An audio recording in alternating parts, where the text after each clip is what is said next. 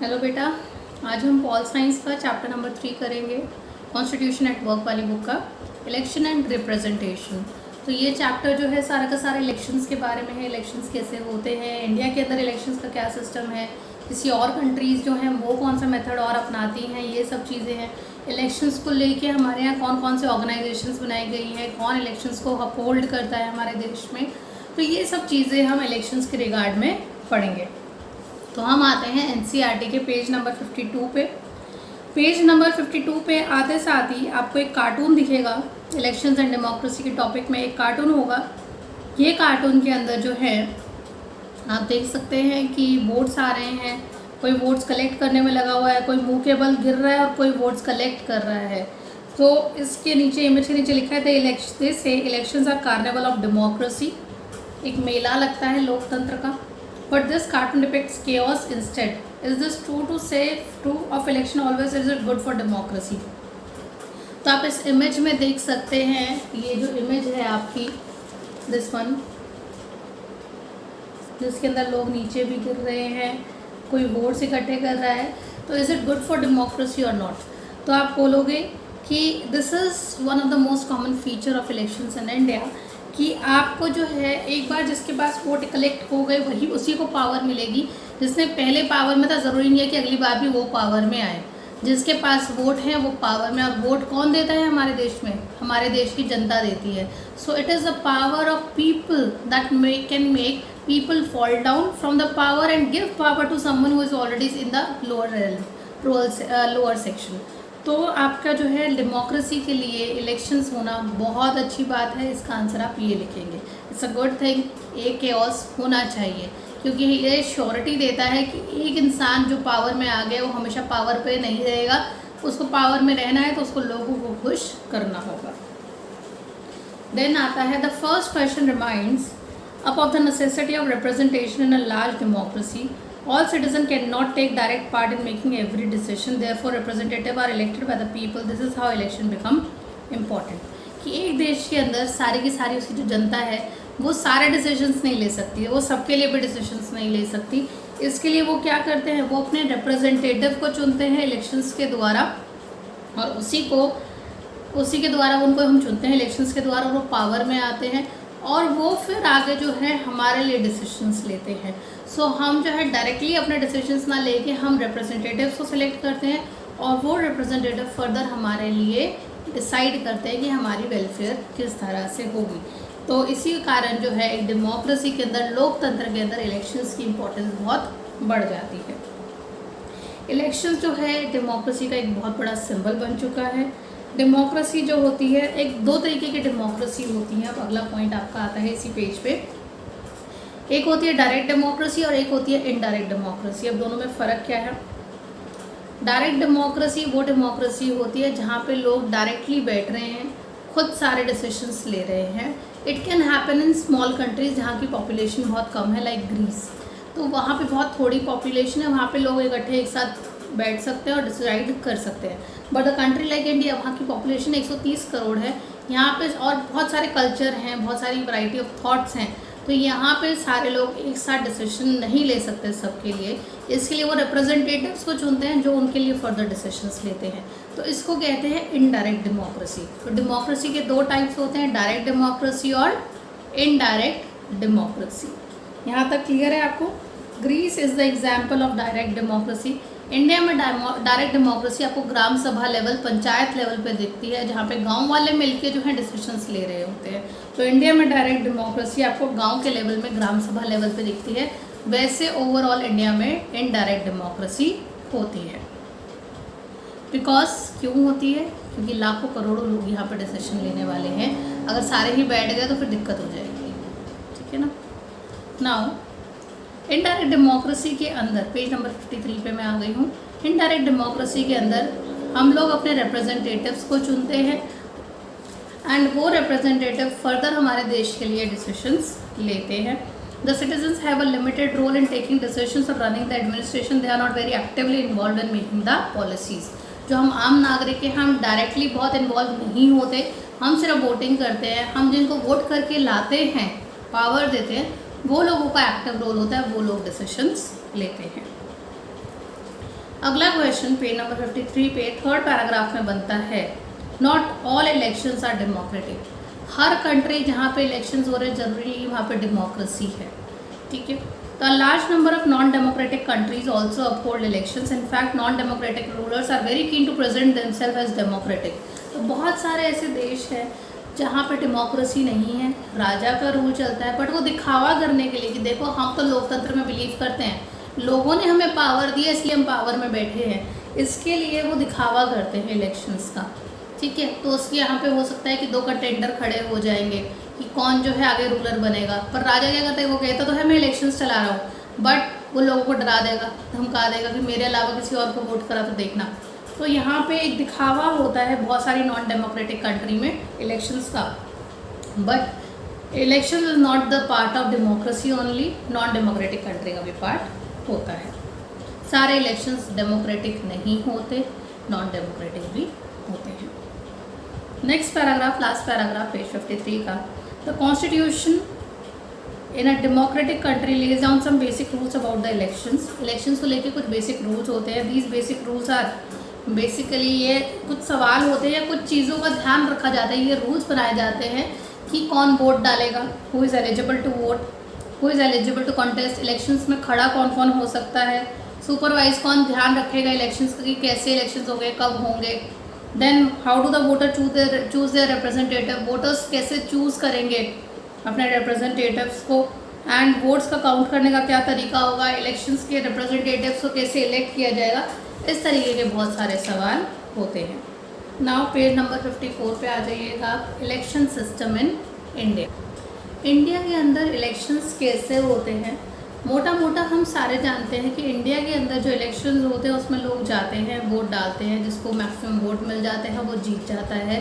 But इसके भी बहुत सारे रूल्स हैं, बहुत सारे तरीके हैं, कई बार मेजॉरिटीज़ को पावर मिल जाती है, कई बार माइनॉरिटीज़ को, तो बहुत सारे सेफगार्ड्स बनाए गए हैं। तो इंडिया के अंदर भी डिफरेंट तरीके हैं इलेक्शंस के। तो हमारे यहाँ पे जो तरीका अपनाया जाता है, पेज नंबर 55 की लास्ट लाइन लिखी है, फर्स्ट पास्ट द पोस्ट, ठीक है। हमारे यहाँ पे first pass the post system होता है, जिसको FPTP सिस्टम कहते हैं, FPDP सिस्टम।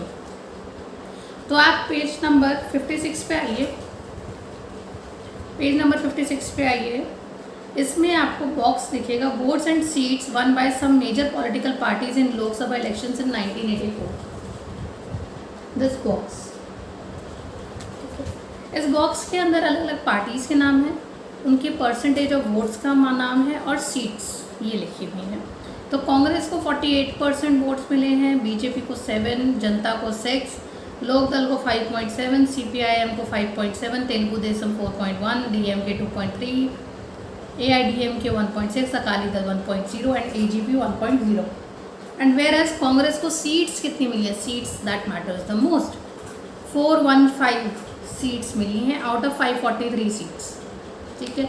बीजेपी को मिली हैं 2, जनता दल को 10, लोक दल को 3, CPIM को 22 सीट्स, तेलुगु देशम को 30 सीट्स, DMK को 2 सीट्स, AIDMK को 12 सीट, अकाली दल को 7 सीट और AGP को 7 सीट। तो अगर आप देखें कि तेलुगु देशम को वैसे तो सिर्फ 4% वोट मिले हैं, बट उसको सीट्स कितनी मिल गई हैं, 30 सीट्स मिल गई हैं। तो हमारे यहाँ जो इलेक्शन में सबसे इम्पॉर्टेंट चीज़ होती है वो होती है सीट्स, कितनी सीटों से वो जीता है। तो जितनी को सीट्स मिले हैं वो बहुत इम्पॉर्टेंट होता है। तो कई बार आप ऐसा हो देखें कि कांग्रेस को मेजॉरिटी कांग्रेस के साथ नहीं है, कांग्रेस का सिर्फ 48% लोग हैं, पर अगर हम उसकी नंबर ऑफ सीट्स देखें that comprise of 80% of total seats. तो वोट्स भले ही कम मिले हों पर सीट्स मिलने के कारण वो मेजॉरिटी से जीत गया। तो हमारे यहाँ सीट्स मैटर करती है as compare to percentage of votes. तो हमारे देश में टोटल सीट्स अभी जो है वो 543 सीट्स हैं लोकसभा की। तो हम जो है अब नेक्स्ट पेज नंबर 57 की first line, the winning candidate need not to secure a majority of the votes. जो विनिंग पार्टी है उसको वोट्स की मेजॉरिटी नहीं चाहिए, उसको मेजॉरिटी ऑफ सीट्स चाहिए, 51% से ज़्यादा सीट्स मिलनी चाहिए उसे। This method is called FPTP system, in which the electoral race, the candidate who is ahead of others, who crosses the winning post first of all, is the winner. This method is also called plurality system. This method of election prescribed by the Constitution of India.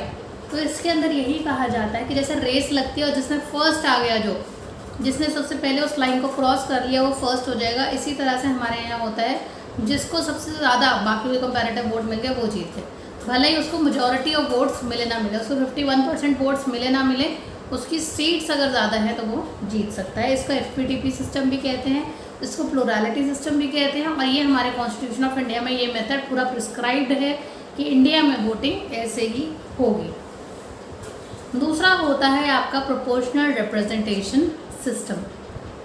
तो हमने जो है FPTP में पढ़ा था कि कोई एक ही जीतेगा, कोई एक ही पावर में आएगा, पर ये जो है आपका प्रोपोर्शनल रिप्रेजेंटेशन सिस्टम, इसके अंदर मेथड बिल्कुल डिफरेंट होता है। ये इज़राइल, नेदरलैंड्स, पोर्चुगल, यहाँ पे ये फॉलो किया जाता है।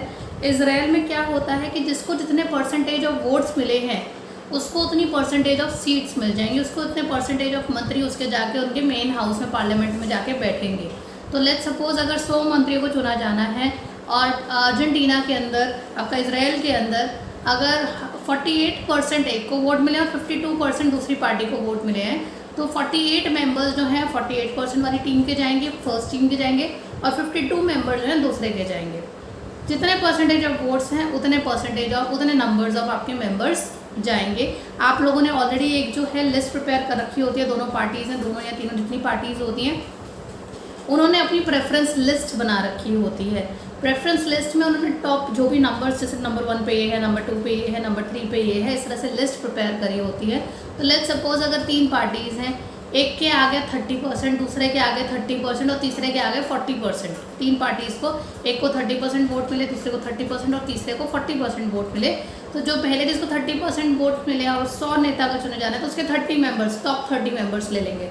सेकेंड पार्टी की भी टॉप जो प्रेफरेंस लिस्ट थी उसके टॉप 30 मेंबर्स ले लेंगे, और जो थर्ड पार्टी है जिसके 40% आए हैं उसके प्रेफरेंस लिस्ट के टॉप 40 मेंबर्स ले लेंगे, और ये सारे मिलकर रूल करेंगे।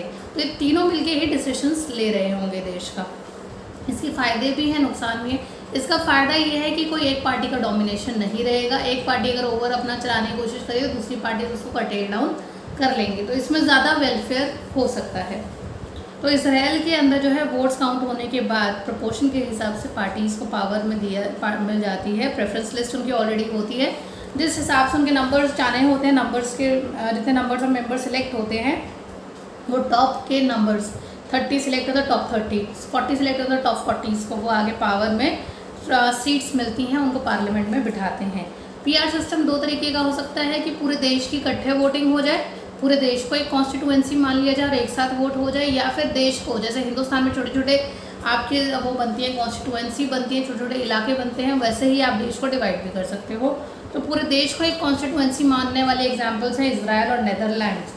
और वहीं पर जो कंट्रीज़ मल्टी मेंबर का काम करती हैं और कॉन्स्टिट्यूंसीज बांटती हैं वो हैं अर्जेंटीना और पोर्चुगल, जहाँ पे छोटी छोटी कॉन्स्टिट्यूंसीज होती हैं। आपका अगला क्वेश्चन आता है पेज नंबर 58 से, क्या इंडिया के अंदर PR सिस्टम होता है तो कहाँ होता है? तो आप बोलोगे हाँ, इंडिया के अंदर PR सिस्टम होता है, पर लिमिटेड स्केल में ही होता है, इनडायरेक्ट इलेक्शंस के लिए, जैसे कि प्रेसिडेंट की इलेक्शन के लिए, वाइस प्रेसिडेंट की इलेक्शन के लिए, राज्यसभा की मेंबर्स की इलेक्शन के लिए, और विधान परिषद, राज्यसभा और विधान परिषद एक ही चीज़ होती है, राज्यसभा के मेंबर के सिलेक्शन के लिए हमारे इनडायरेक्ट वोटिंग होती है और वो PR सिस्टम से होती है। देन पेज 59 पे एक बहुत अच्छा एग्जाम्पल, इनका कंपैरिजन है FPTP एंड PR का। आपको ये छोड़ के नहीं जाना, ये 100% आपके एग्ज़ाम में आ रहा है।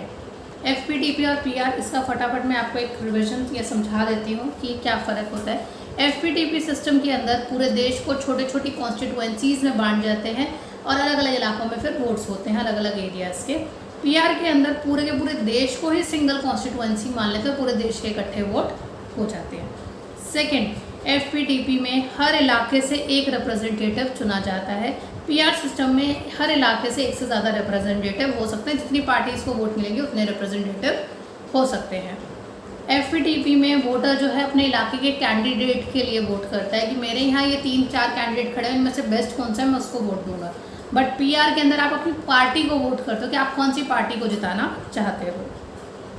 FPTP में a party may get more seats than the votes in legislature. तो FPTP में हो सकता है कि आपको वोट्स कम मिले हों पर सीट्स ज़्यादा मिली हों। तो person may get, a party may gets more seat than the votes. But PR के अंदर जितने वोट्स मिले होते हैं उतनी ही सीट्स होती हैं, तो वोट और सीट्स इक्वल चलती हैं पीआर में। एफपीटीपी में वोट्स कम हो सकते हैं और सीट्स ज़्यादा हो सकती हैं। एफपीटीपी में candidate who wins the election may not get 50+1% of votes, तो 51% के वोट्स नहीं मिल सकते। हो सकता है ऐसा कि जो विनिंग पार्टी है उसको 51% वोट्स ना मिले हो और 51% से ज़्यादा सीटें मिल गई हों। बट पीआर सिस्टम के अंदर जिसको मेजॉरिटी मिलती है वही जीता है, 51% जिसको आता है वही विनर कहलाता है। एफपीटीपी सिस्टम का एग्जाम्पल यूके इंडिया में है और पीआर सिस्टम का इजराइल और नेदरलैंड्स में है। ये आपको ज़रूर करना है डिफरेंस, ये बहुत इंपॉर्टेंट है। बाकी का मैं इसका फर्दर का जो है आपका कंटिन्यूएशन फिर मैं आपको आगे दूँगी, ठीक है।